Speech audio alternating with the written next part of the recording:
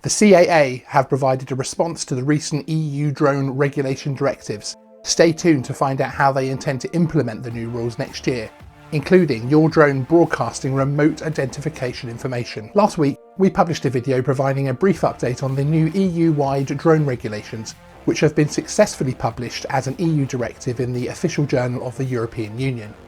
This is intended to bring all EU member states together under unified drone regulations, paving the way for the delivery drone highways of the future, as well as allowing drone pilots to fly across the EU under the same set of rules.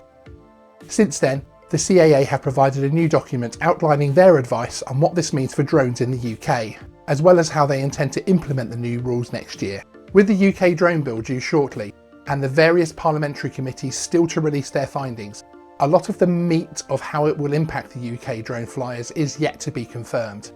Before we dive in, if you're new here, please consider subscribing to Geeksvana, and to get the latest drone news first, hit the notification bell. The document released by the CAA is called CAP 1789, and it does clarify a lot of points which will certainly change the hobby forever.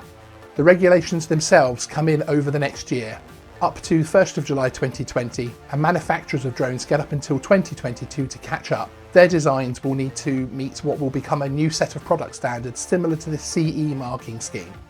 As this advice document is subject to a lot of change over the coming months, with lawmakers in the UK due to release their own findings, today I'm going to highlight some of the key aspects. Further details can be found within the CAA's document, CAP 1789.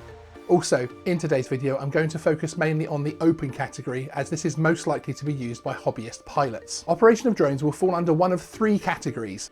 Open category covers operations which present a low or no risk to third parties. These flights can be carried out without any further authorization and are bounded by three main factors. Number one, the maximum takeoff mass of the unmanned aircraft must be lower than 25 kilograms.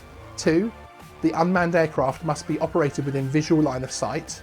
And 3, the unmanned aircraft must not be flown further than 120 meters or 400 feet from the closest point of the surface of the Earth. However, this category is then broken down into three subcategories, A1, A2 and A3. These cover how close you're able to get to people, and as you might expect, restrict heavier drones from getting close. And there's more. To fly within the open category with one of these three subcategories, your drone must also comply with product standards laid out within one of 5 new classes of drones, marked C0 to C4. The higher the class, and therefore the heavier the aircraft, the less likely you are to be able to fly in the open category under one of the subcategories. Also, drones under most of the new classes will be required to have geo-awareness systems and provide remote identification to local authorities. The EU directive itself states that drones of certain classes must emit a signal, allowing authorities on the ground to know who the registered pilot is, the class of drone and other key information to assist in rogue drone situations. Many of the smaller drone classes under 4 kilograms must also have been designed to minimise injury or harm to people if collision occurs. So this means that in the future, certainly beyond 2022, as a hobbyist pilot wishing to film and fly in areas which most DJI pilots fly now, you will need to consider which class of drone to purchase very carefully. We are already aware in the UK that registration is coming, and that a multiple choice competency exam, which does not require a practical exam, will be required even for the hobbyist pilot.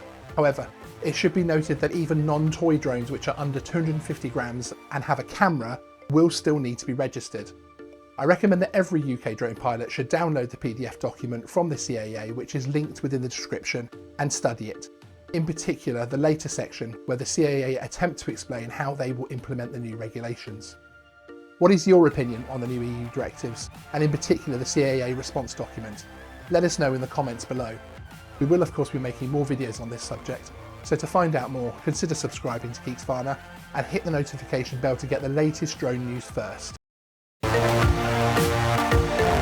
Please remember to like and subscribe.